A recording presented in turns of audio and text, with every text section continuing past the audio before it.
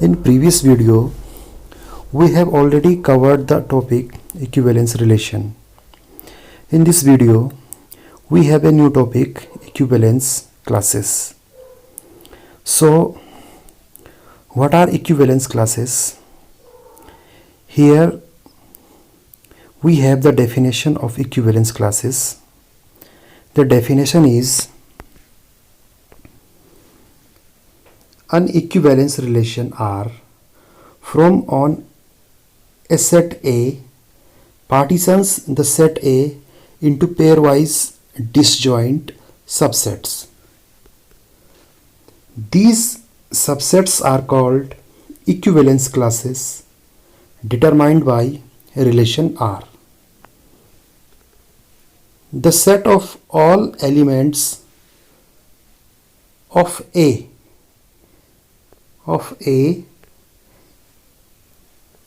the set of all elements of A related to an elements A belongs to A is denoted by A को इस bracket के अंदर लिखा गया है और यही आपकी इक्विवेलेंस क्लास होती है। इक्विवेलेंस क्लास को रिप्रेजेंट करने के लिए एक ये बड़ा ब्रैकेट लगाया जाता है और इसके अंदर कोई एलिमेंट्स लिखा होता है। जैसे इसके अंदर ए लिखा हुआ है और इस ए का मतलब हो गया, इस इक्विवेलेंस क्लास का मतलब हो गया, अगर इसके अंदर एलिमेंट ए लिखा हुआ है, x belongs to A such that x, a belongs to r. This is an equivalence class. Corresponding to every elements in A, there is an equivalence class. Any two equivalence classes are either identical or disjoint. The collection of all equivalence classes form a partition of set A. तो इसको थोड़ा सा समझ लेते हैं. Equivalence class क्या होती है? इक्विवेलेंस क्लास सबसेट्स होते हैं एक तरह से. और किसके सबसेट्स होते हैं? जो सेट ए आपको गिवन होता है और उस सेट ए के ये छोटे छोटे सबसेट्स होते हैं और इनको रिप्रेजेंट करने के लिए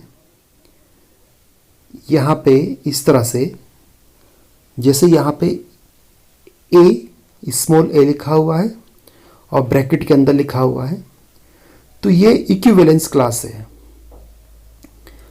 इसके अंदर स्मॉल ए लिखने का मतलब है कि इस सबसेट्स के अंदर जितने भी एलिमेंट्स होंगे उसमें वो ए से रिलेट जरूर होंगे, क्योंकि इस सबसेट्स के अंदर एलिमेंट्स तो इस ए के ही होंगे. जो ये कैपिटल ए लिखा हुआ है यहाँ पे, कैपिटल ए मीन्स जो आपका मीन सेट दिया होगा, इस सेट के जो एलिमेंट्स होंगे कैपिटल ए के, वो इस स्मॉल ए से रिलेटेड होंगे. इस तरह से ये ऑर्डर पेयर्ड में होंगे.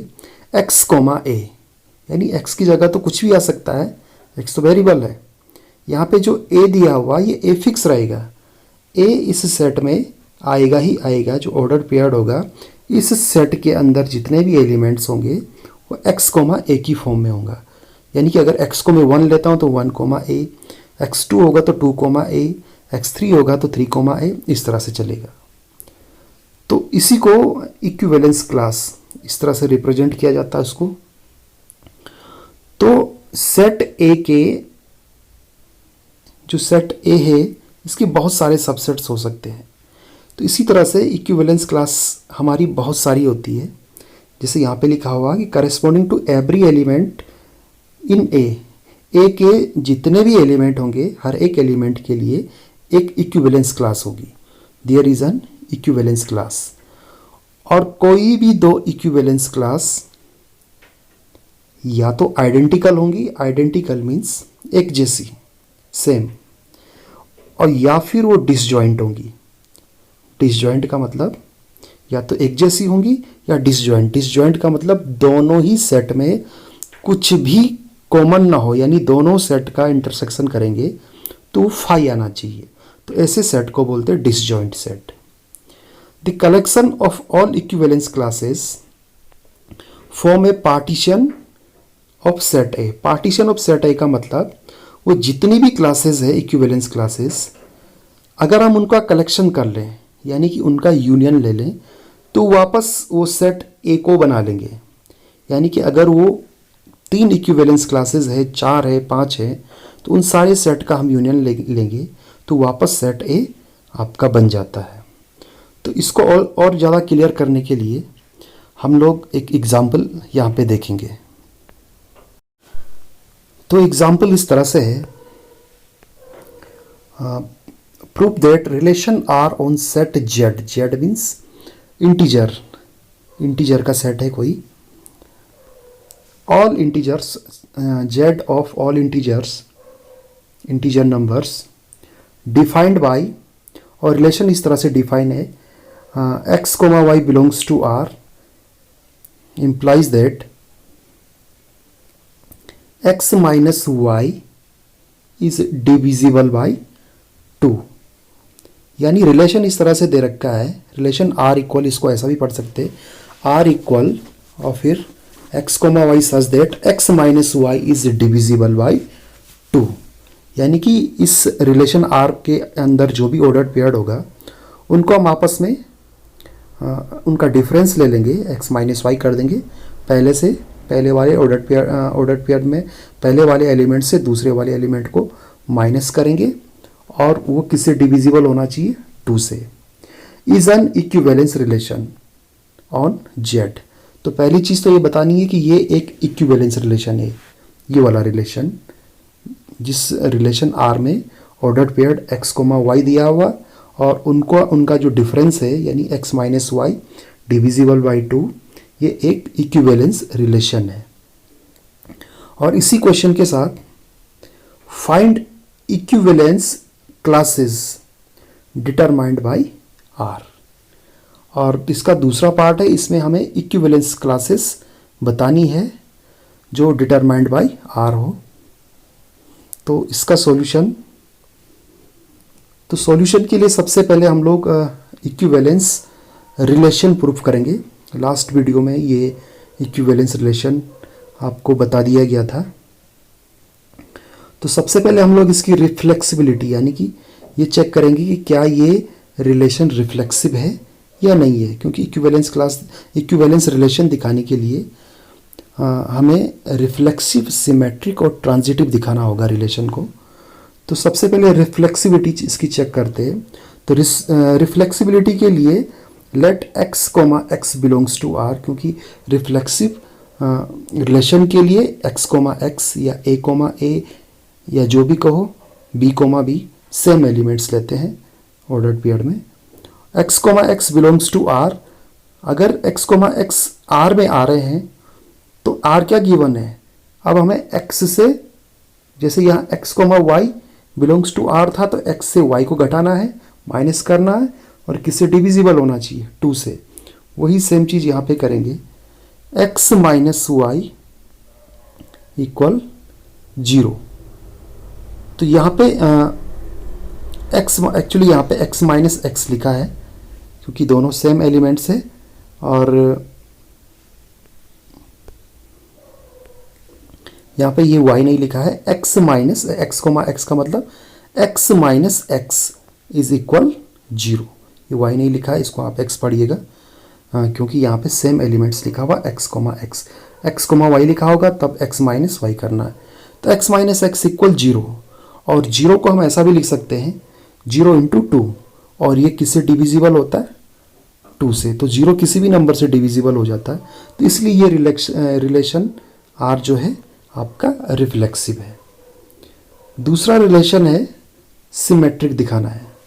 सिमेट्रिक के लिए हम मान लो x comma Y belongs to R है, तो इस रिलेशन के अकॉर्डिंग जो रिलेशन दे रखा है, मान लो x comma Y belongs to R है, implies that x minus Y is divisible by 2। तो मान लो अगर x माइनस वाई 2 से डिवाइड हो रहा है, डिविजिबल बाई 2 का मतलब 2 से डिवाइड हो रहा है, तो अगर मैं x माइनस वाई की जगह इसको y माइनस एक्स कर दूं, ये आपस में बदल दूं इसके ऑर्डर पेयर, तो तब भी ये 2 से डिविजिबल होगा। जैसे अगर यहाँ पे 1,3 लिखा है तो 1,3 मीन्स 1 माइनस 3, 1 माइनस 3 माइनस 2 किससे डिविजिबल होता है? 2 से। और 1,3 की जगह में 3,1 लिख लूँगा तो 3 माइनस 1 इक्वल टू, ये भी 2 से डिविजिबल होगा। यानी x माइनस वाई अगर 2 से डिविजिबल है तो y माइनस एक्स भी 2 से डिविजिबल होगा। तो इसका मतलब है कि x y belongs to r implies that y x belongs to r। तो इस तरह का रिलेशन इसको कल बताया था, पिछली वीडियो में बताया था, ये सिमेट्रिक हो। इसके बाद इसकी ट्रांजिटिविटी यानी कि रिलेशन को ट्रांजिटिव प्रूफ करना है। तो ट्रांजिटिविटी के लिए मान लो 1,3 बिलोंग्स टू आर है, तो 1 माइनस 3 इक्वल माइनस 2, और माइनस 2 किससे डिविजिबल होता है? 2 से डिविजिबल होता है। मान लो ये दूसरा ऑर्डर पेयर है, या हमने लिया 1,3, अब मैं यहाँ ले रहा हूँ 3,5। 3,5 बिलोंग्स टू आर है, तो 3 माइनस 5 इक्वल माइनस 2, और माइनस 2 भी किससे डिविजिबल होगा? 2 से। यहाँ 1,3 लिया, इसमें 3,5 लिया, तो ट्रांजिटिविटी के लिए क्या करेंगे? जैसे a कोमा बी लेते थे, फिर b कोमा सी, फिर a कोमा सी, यानी कि अब हमें 1,5 को चेक करना है। इसका पहला एलिमेंट्स और इसका पहला एलिमेंट्स और इसका लास्ट का एलिमेंट्स। तो 1,5 करेंगे तो 1 माइनस 5 माइनस 4 आएगा, और माइनस 4 भी किससे डिविजिबल होता है? 2 से। तो इसका मतलब क्या आ रहा है? 1,3 बिलोंग्स टू आर मान लो, और दूसरा order pair 3,5 belongs to R implies that 1,5 belongs to R. यही ट्रांजिटिव की डेफिनेशन होती है।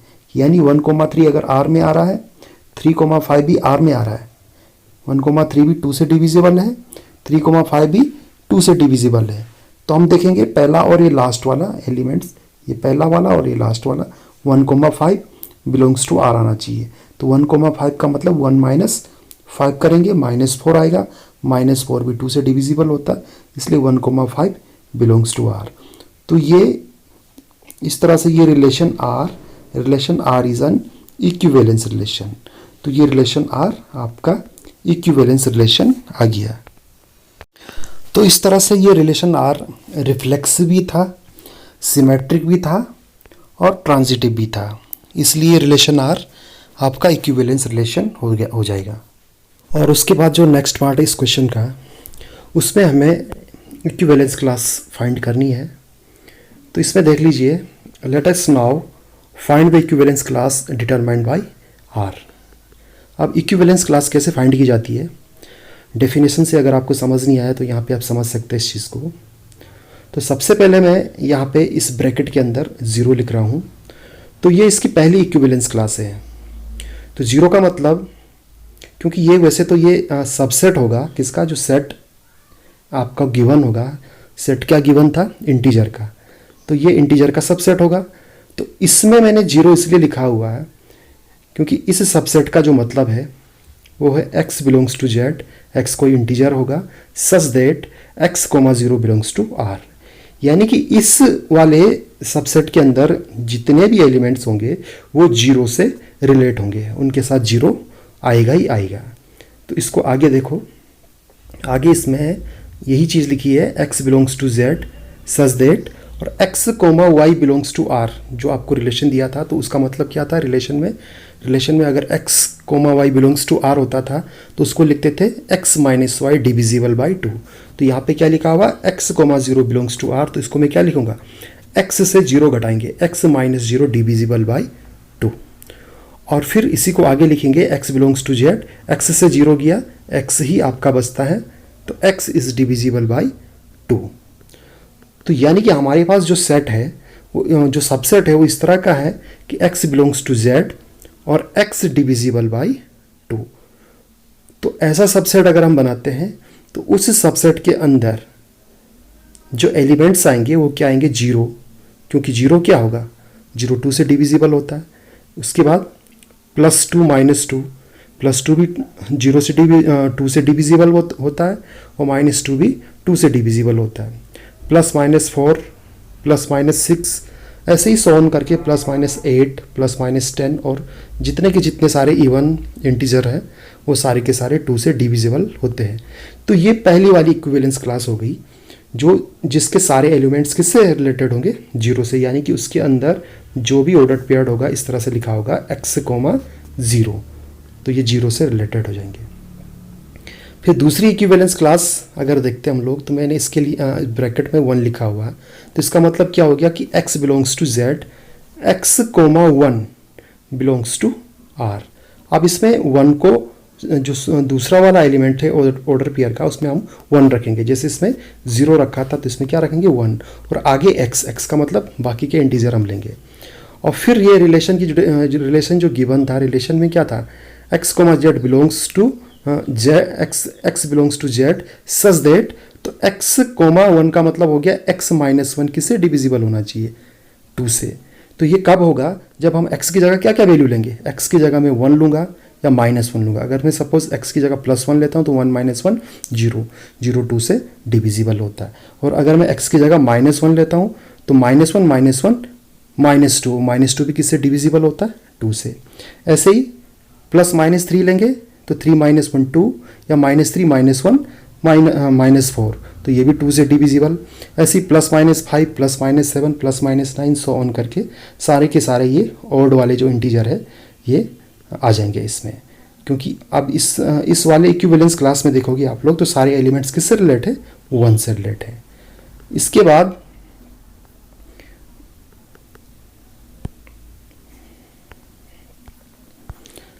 और भी इक्विवेलेंस क्लास इसकी होंगी।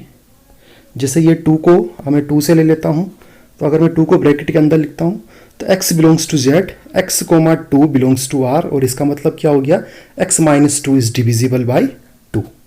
तो x - 2 इज डिविजिबल बाई 2 कब होगा, जब मैं x की जगह क्या क्या लूँगा, यहाँ पे x की जगह में अगर 0 रखता हूँ यहाँ पे, तो 0 - 2 ये डिविजिबल बाई 2 है। फिर +2 रखता हूँ तो 2 - 2 0, 0 डिविजिबल बाई 2 है। -2 रखता हूँ तो -2 -4 डिविजिबल बाई 2 है। ऐसे ही +-4 +-6 रखते जाएंगे यहाँ पे x की जगह ये वैल्यू रखनी है। तो ये जो आपका जो ये सेट बन रहा है ये पूरा, ये किससे डिविजिबल होगा, ये डिविजिबल होगा आपका 2 से डिविजिबल होगा। तो ये दूसरी क्लास होगी इसकी। ऐसी तीसरी क्लास जब मैं x की जगह जब मैं इस ब्रैकेट में 3 लिख देता हूँ, तो अगर मैं 3 लिखता हूँ तो x, 3 belongs to r, x - 3 divisible by 2। तो अगर ये 2 से डिविजिबल कब होगा, जब मैं x की जगह क्या ले लेता हूँ, +-1 +-3 +-5 +-7। x की जगह अगर मैं यहाँ पे ये सारी वैल्यू रखता हूँ तो ये 2 से डिविजिबल हो जाता है। इसके बाद continuing this manner we find, अगर इसको कंटिन्यू करते हैं तो देखो यहाँ पे जो जीरो वाली क्लास थी, 2 वाली, 4, 6, ये सेम एक जैसे आ जाएंगे। जैसे यहाँ पे देखो चेक करते हैं, ये 2 में क्या आ रहा है, 0, +-2, +-4, +-6 इस तरह से आ रहा है। तो इसको अगर मैं यहाँ पे देखता हूँ, वही सेम यहाँ 0 वाले में भी आ रहा था। 0 वाले की भी क्लास की 0 वाला जो सबसेट है वो भी क्या बन रहा है, 0, +-2, +-4, +-6 इस तरह से। और ये 1 वाला अगर हम चेक करते हैं, 1 वाले में क्या बन रहा है, +-1 +-3 +-5 +-7 ऐसे करके जाता जाएगा ये। और इसी को आगे अगर देखेंगे तो ये 3 वाला भी सेम वही बन रहा है, जो 0 वाला था वो 2 वाला बन रहा है, और जो वहाँ पे 1 वाला था वो 3 वाला, ये सेम क्लास आ रही है इसमें।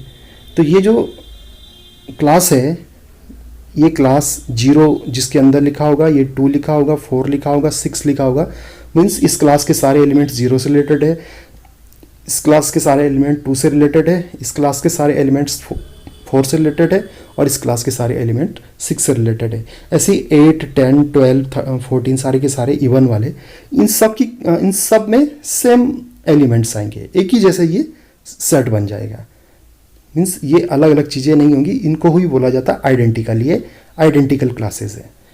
और जो दूसरी थी 1 वाली थी, 1 और 3 वाली सेम थी, ऐसे हम बता सकते हैं कि 5 और 7 वाली भी सेम हो जाएंगी। तो ये वाली क्लास जो है ये 1 से, ये वाली क्लास जो है ये इसके सारे एलिमेंट्स 1 से रिलेटेड है, इस क्लास के सारे एलिमेंट्स 3 से रिलेटेड है, इस क्लास के सारे एलिमेंट्स 5 से रिलेटेड है। और जब ये इस सबसेट को हम चेक करेंगे तो ये सब सेम एक ही जैसा सबसेट होगा, जो एलिमेंट्स यहाँ होंगे वही यहाँ होंगे, वही यहाँ होंगे, सारे एक जैसे होंगे, तो ये भी आइडेंटिकल होगा। तो इस तरह से ये वाला भी आपका आइडेंटिकल हो जाएगा। तो हमें कुल मिला के 2 ही क्लास हम पे है, एक ये 0 से है और एक ये 1 से, क्योंकि हमें सारा लिखने की ज़रूरत नहीं, क्योंकि ये सारी की सारी एक जैसी क्लास है, ये सारी की सारी एक जैसी क्लास है। तो ये इसकी इक्विवेलेंस क्लास आ गई। एक तो ये है जो 0 से रिलेटेड है सारे एलिमेंट्स, एक वो है जो 1 से रिलेटेड है सारे एलिमेंट्स।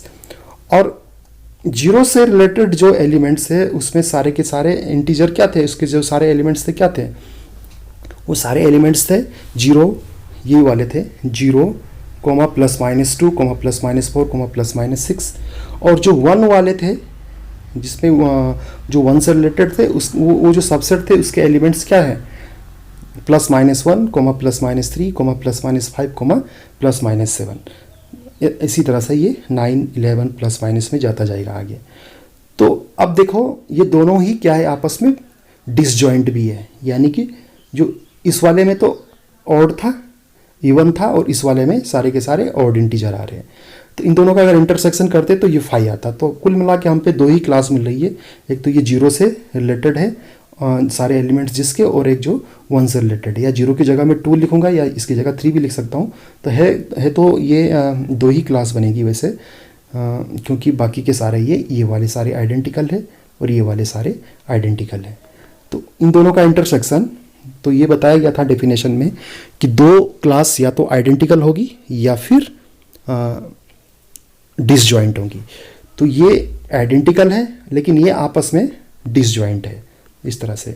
और अगर इनका इंटरसेक्शन करते हैं, 0 वाले एलिमेंट्स जिससे रिलेटेड है और 1 वाले एलिमेंट्स जिससे रिलेटेड, इस इन क्लास यूनियन करेंगे तो ये पूरा एक जेड बन जाएगा, इंटीजर बन जाएगा, इंटीजर का सेट बन जाएगा।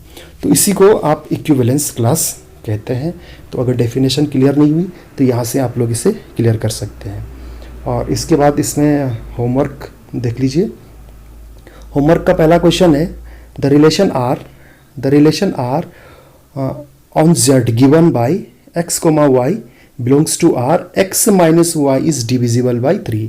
तो इससे पहले वाले क्वेश्चन में x - y डिविजिबल बाय 2 था, इस क्वेश्चन में x - y is divisible by 3 है, इज एन इक्विवेलेंस रिलेशन। तो इसी क्वेश्चन की तरह इसको सोल्व करना है, इसको इक्विवेलेंस रिलेशन प्रूव करना है। और साथ में इसी के साथ दिया हुआ find equivalence classes determined bye r। तो इसमें भी आपने इक्विवेलेंस क्लासेस निकालनी है। तो जैसे इसमें 2 ही इक्विवेलेंस क्लासेस थी, बाकी तो 0 के आइडेंटिकल थे क्लासेस या फिर 1 के आइडेंटिकल क्लासेस होंगी। तो वैसे इस वाले क्वेश्चन में भी बताना है कि कितनी क्लासेस है और कितनी वो आइडेंटिकल है, ये आप दिखा सकते हैं। तो पहला क्वेश्चन तो ये है। और जो दूसरा क्वेश्चन इसका है वो इस तरह से दे रखा है, लेट आर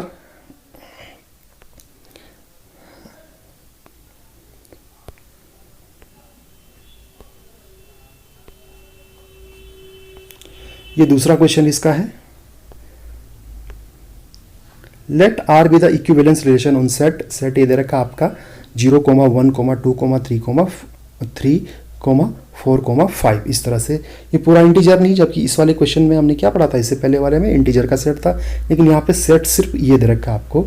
और इसका जो रिलेशन गिवन है, रिलेशन दिया है a, b such that 2 divides a - b। तो a - b लेना है और a - b किससे डिवाइड होना चाहिए, 2 से डिवाइड होना चाहिए। तो ये बताना है कि ये एक इक्विवेलेंस रिलेशन है। और साथ में ये भी बताया कि राइट द इक्विवेलेंस क्लास, जो 0 वाली क्लास है, यानी कि वो क्लास जिसके सारे एलिमेंट्स किससे रिलेटेड है, 0 से। तो ये वाला सबसेट जो होता है इसके अंदर के सारे एलिमेंट्स आपने लिखने हैं कि क्या क्या